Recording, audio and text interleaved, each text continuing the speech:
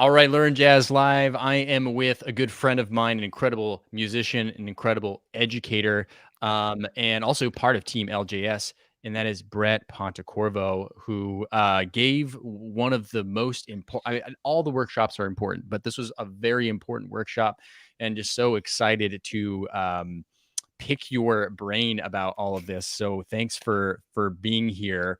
I was talking to Brett before we got on. It's like this kind of stuff that Brett talked about is like the kind of stuff that me and Brett kind of eat up for lunch. Yeah. It's like we just like this stuff. So it was a lot of fun for me. I have some questions, and feel free, anyone in the live chat, ask your questions away for Brett. Okay, let's go for the first question here with Lewis. And Lewis asks, does one take what she practices to the stage, or should you just let the music flow? Oh my goodness. Well, I mean, first of all, Brent, thanks for having me. I mean, I'm Yes. like just so happy to be here. It's crazy, and really humbling, to get to share stuff with everybody. Um, do you take what you practice to the stage, or should you just let the music flow? Man, you do both. I don't know. Okay. To break this apart a little bit more, it's like it kind of seems like the deeper question here is like, what is valuable to put on stage? So I think the larger question is like, what are you comfortable portraying, and like why are you doing it? Like why are you on stage?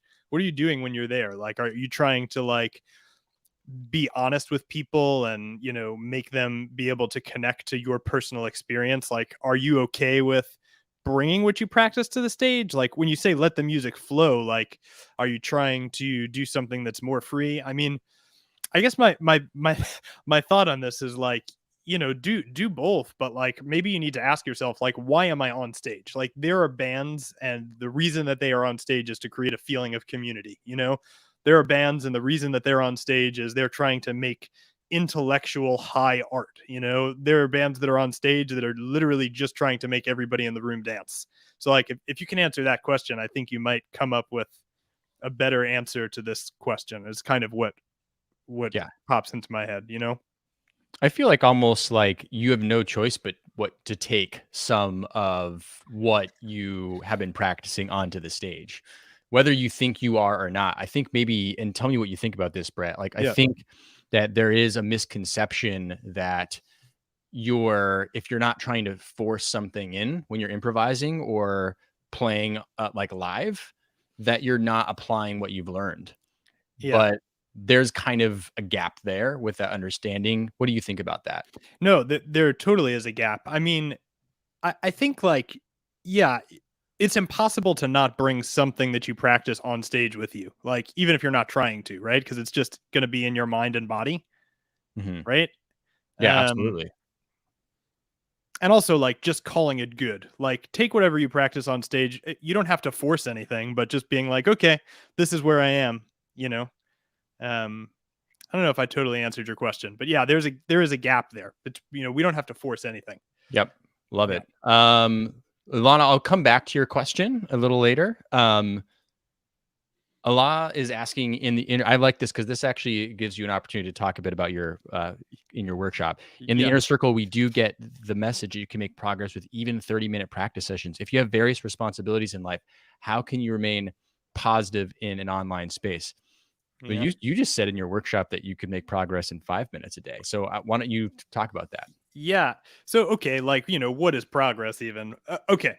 So the idea is, and Alana, I actually think you're bumping into something different because you've been around in the inner circle for a long time. But the idea is, if you're able to become the type of a person who is always showing up to do the work, then you will become the type of person who is always reaping the progress of the work. I kind of think what you're bumping into, Alana, is from my sense of what you posted in the forums, is there's like some amount of frustration that's coming from not seeing all of the dots connect.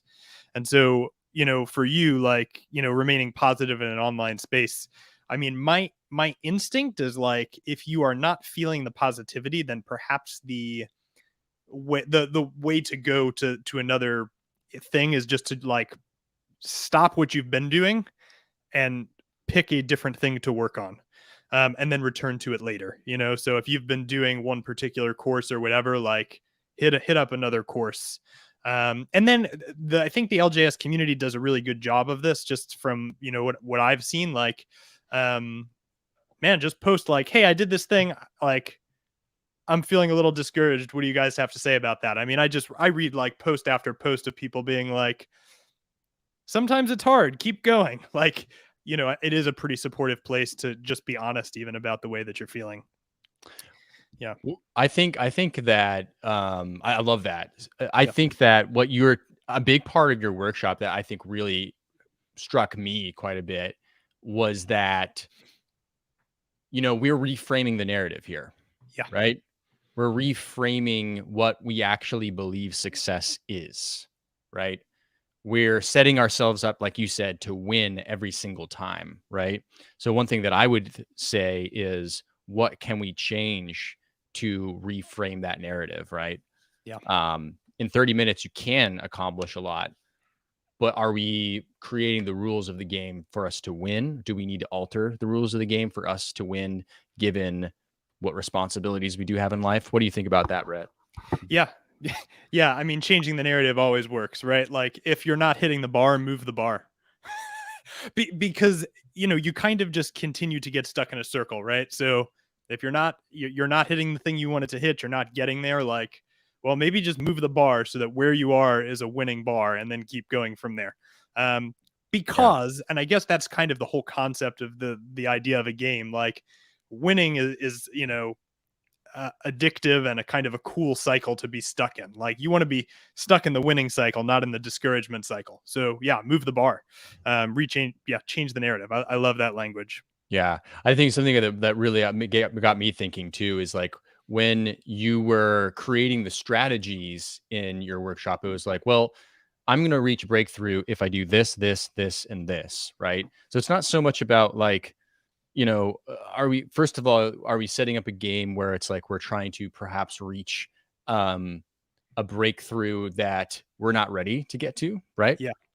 So what Yep. breakthrough are we trying to get to? And then what strategy are we implementing? So if your goal is to learn, I like this example, 12 new jazz standards in 1 year, Yeah. because you want to know lots of repertoire, become a better jazz improviser, all those things, right?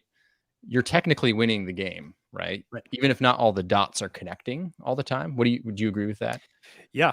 Absolutely. Because you are And making you know, progress. right. And like, the other side of it too is like, let's say you do it, right? The game is learning 12 jazz standards, and like maybe at the end of the year you only remember 8, but you did learn 12. Like, you know, Yeah, like, I would say yes, and then on top of that, like, making sure you have some record so that you can go back and say, "Oh yeah, like, I sound better now." yep, And if you're doing the work of 12 jazz standards a year, you do sound better at the end of the year. There's just you almost do. no way you can avoid it. Like, You do. yeah, You do. yeah.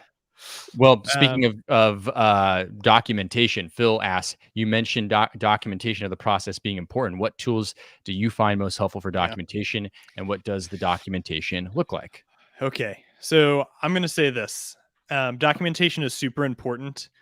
Documentation should not become the point of your practice. And so I want to start there, right? Like, we document in order to bring ourselves an accurate record, because our emotions will want to tell us you're doing bad.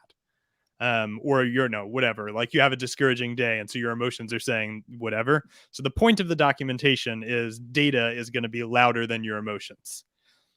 The danger of documentation is that we're not trying to become expert documenters. We're trying to become expert players or progress in playing or whatever it is. So I want to say that first. Secondly, there are a couple of tools that I really like to use. One is called Room Research, which Brent and I have talked about at length because I love it, and it's, I think, very powerful. And I'll spare you all of the details. You can look into what that looks like. But kind of anytime you mention a song, it will just kind of pull all of those things into one page, so you can go back and be like, oh yeah, actually, you know, 6 months ago when I played this song, I had this experience and that was awesome. So it makes it pretty easy. um there's another one, Brent, I think you had this guy on your podcast. Was it like Motion or Modacity. Modacity? It's like um specifically for music practicing. Yeah. yeah, so some people really like that one. Also, you could use a journal, you know. um just and then also, Phil, I think I've seen your name in the forum. Yep. Yeah. So, uh, also, like, you can go to your feed, and that's kind of like built in. Like if you go to your profile and you look at all of your posts and just scroll back 3 months and click on what you posted, like that would probably do the trick and would require no extra work. Yeah. So And for all non-inner circle members, he's talking about our inner circle yeah, memberships, so no one's confused. But yeah, yeah. an app I actually started using that I think is kind of cool. It's not necessarily for like practice or music practice per se, but the idea of it is to document at least 3 wins every single day. And That's then really good. talk about the next 3 wins, and then every day, what are the next 3 wins tomorrow you're going to have. So it's more like framed around that, but you could really put anything you want into it. So you could base it all around your practicing and just that day be like, here were the 3 wins that I did with my practice today. So that will document what you did, but also framing it as a win. Like what was because like Brett, what you were talking about, what is it that you like about your playing, right? Yeah. Um, Yes. like that was a big part of your workshop is so Yeah. important. So it sort of like frames the narrative of like, not what did I like struggle at my practice session today. It's like, what did I gain from the practice session today? And then you can go and talk about what you're going to do in the next day. And that sort of helps set your brain up to already be thinking about doing that. Cause one thing that you said that was a big part of your workshop is action, right? Yeah. Um, Yep. more important to take, like, action takers are people of what's the word? The Breakthrough, is word that the word you're breakthrough. looking Yes, for? that's the Yeah. that Yeah. was the word. That's your workshop. People of Yeah. breakthrough. Yeah. And like taking action is almost more important than anything, even like 5 minutes a day.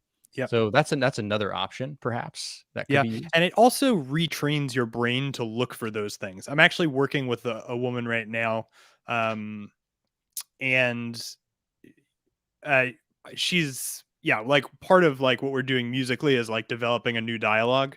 So one of her assignments is submitting a list every single week of what was good about her singing. And in the last 3 weeks, the amount of just general progress is insane. Because the perspective switch allowed her to be a little bit more bold and try stuff and develop ultimately. I love that winning app. We'll have to connect on that later. Yeah, That's awesome. It's called Win Streak. Yeah, Win Okay. Streak by Strategic Coach. Yeah. Yeah. Cool. Okay. Christian asks, I like the idea of the game. How do you Mm-hmm. handle goals which are too big? Do you split Mm-hmm. it into smaller games or in levels? Yeah. So I don't go that like small with kind of the way that I do it, but immediately what comes to mind is um kind of imagining what the type of person who's able to do those goals would do and then breaking that thing in half. So I guess in the context of music, you know, the type of person who is going to be able to improvise over this particular set of standards is probably doing X, Y, or Z. So, like, okay, just getting super specific. I think I don't remember which piano player I used, but I remember I was talking about fourth voicings. And so, a piano player that's doing a lot of that particular type of thing, like, what music do you think they're listening to? What types of things do you think they're practicing? And then, at what level in your current capacity are you able to emulate that thing? And so I think that is how you because in that case, like, you have this larger goal, right? But the smaller goal is actually to transform yourself into the person who can do this thing. So the question then becomes, what type of a person is able to execute this thing? And then it becomes a little bit more actionable. Are you Yeah. following me, Brent, when I'm Yeah, saying that? I'm totally following you. Yeah, Yeah. yes. Totally dig it.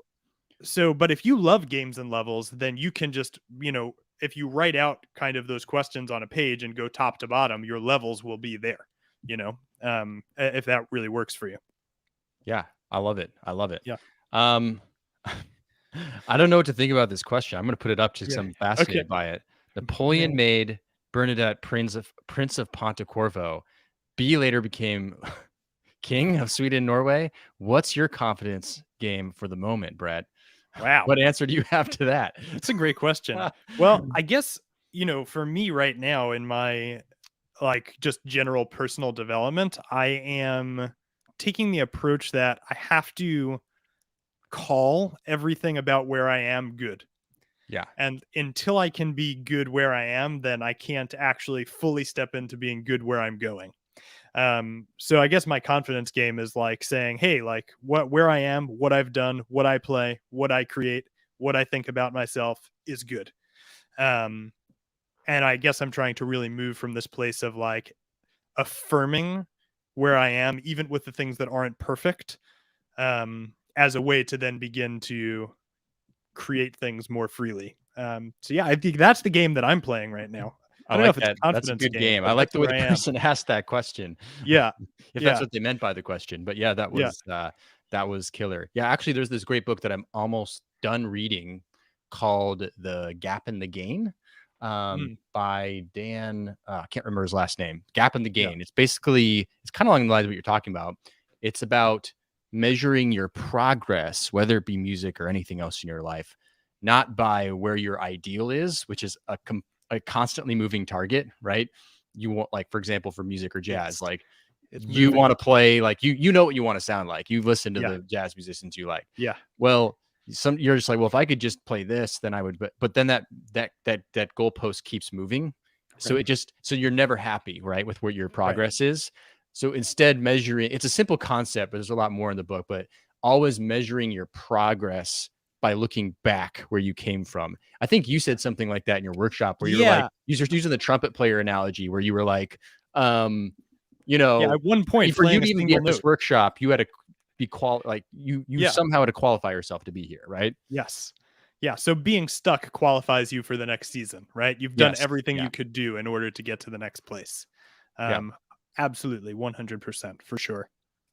Andre asks, what advice do you have if you feel stuck in your progress? Yeah, it's a great question. Well, I guess that's kind of the whole context. Like, you know, so Andre, what would it be like if you were having more fun working on what you're working on? So, whatever the answer is to that question, like, if what you were doing was more fun, what would it be like? And I think if you go after that, you're going to feel an immediate shift. Because right now, all you can see is that you're stuck. But if you can change your question and say, like, what would make this process more fun? You're going to see an immediate shift in how you're practicing. You're going to see an immediate shift in your strategy. And I think you're going to feel less stuck because the things that you're going to be feeling are going to be related not to how you can get unstuck, but to how you can enjoy what you're doing more. Yeah, Yeah. I love that. I've been thinking, just because Andre, by the way, is in our inner circle, and I've had the conversations with him about, he has a certain way of thinking about transposing tunes, which is a way I would never think of it, but he figured out a way that works for him. Mm-hmm, And mm-hmm, so, Andre, that sounds like a move. Like I think you even said to me, that's like a revelation, right? mm-hmm. So, that's not being stuck, right? Yeah. That's moving somewhere. Also, like Andre, I mean, I see your posts all the time. There are a couple names here. Like when you're in it, like when you're in the work, there's this like tendency that we want to justify how good we're doing by how hard we're working. It's Mm, almost like we want to reward ourselves by being like, I'm frustrated that I'm not moving faster, which is very natural. I think everybody has that. But if you're feeling stuck, I think the reality of that probably is more like you're progressing so much so quickly that you can't even see it. And maybe there are things about your playing that aren't moving and you need to adjust your approach. But like Andre, you are in it, like you are working. So, what if maybe the work was like something that made you feel joy? Or what if you could celebrate the work? Like what if the work wasn't negative? Um, would that change how you feel? That's kind of what I'm thinking is because hard work doesn't have to be just hard. It can also be fun. It can also yeah. be encouraging. Well, I'm thinking about, for myself, like in my journey of becoming a better musician, Yeah. I think there's a long period of time where I spent more time um, constantly feeling stuck, quote unquote, as in unhappy, exhausted, wishing I was better, therefore working harder and harder, rather Hmm. than enjoying the journey. And here's the thing: I don't think I would have progressed any faster. I Hmm. didn't progress any faster because of that mindset, I don't Yep. think. Yep. I think it's natural, Brett, right? Do you agree that Yeah. it's natural to So feel natural. stuck? Like, Yep. that's not an unnatural thing. Yep. But it's sort of like, I think you asked such a great question. How do you make it fun again? What do you need to change? Do you need to do something different for a while? Do you need to, um, change the approach that you're doing? You need to do less than what you're doing. Mm-hmm. Um, Mm-hmm. so a lot of things can change that to help you make better progress. Yep. So yeah, fun. And I wanted to ask you a little bit about that. I had that question written down. Oh, we're almost out of time. Do we have any Yeah. more questions? I could It go on goes so forever about fast, this doesn't stuff it? with you.